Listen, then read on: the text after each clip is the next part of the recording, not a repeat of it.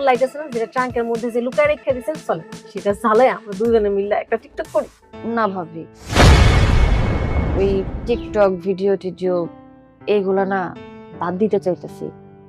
আসলে উনি আমার সাথে রাগারাগি করে। উনি চায় আমি যেন সবসময় পর্দা করি, বাড়ির বউরা যেমন থাকে ঠিক ওইভাবে যেন থাকি, শাড়ি কাপড় পরি, ঘোমটা দিয়ে থাকি।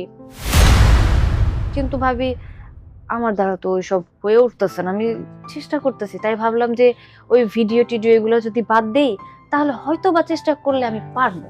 আরে ভাবি, আপনি এত দুশ্চিন্তা কেন করতেছেন? শুনেন, মনের পর্দাই বড় পর্দা। আর ঘুমটা ঘামতে দিবেন যখন বাইরে যাবেন তখন।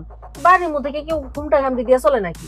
এগুলো নিয়ে আপনি টেনশন নেন না, আমি এগুলো পরে আপনাকে শিখিয়ে দেবেন।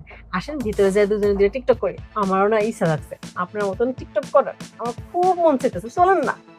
না ভাবি, ওই আমার শাশুড়ি মা আছে তো, শাশুড়ি মা যদি দেখে যে আপনার নিয়ে ঘরের মধ্যে গিয়ে গান বাজনা করে টিকটক করতেছি তাহলে উনিও আমার সাথে রাগারাগি করব। আর আমি চাই না সংসারে কোনো ঝামেলা হোক। ভাবি আপনি কিছু মনে না করলে আজকে যান, আরেকদিন আসেন, আমরা গল্প গুজব করবো। শুনেন, চাচি আম্মা আধা ঘন্টার মধ্যে আসবো না, তার আমি নিজে দেখছি যে জামা কাপড় নিয়ে ঘাট পার যেতে, সে কাপড় চাপড় ধুইবো।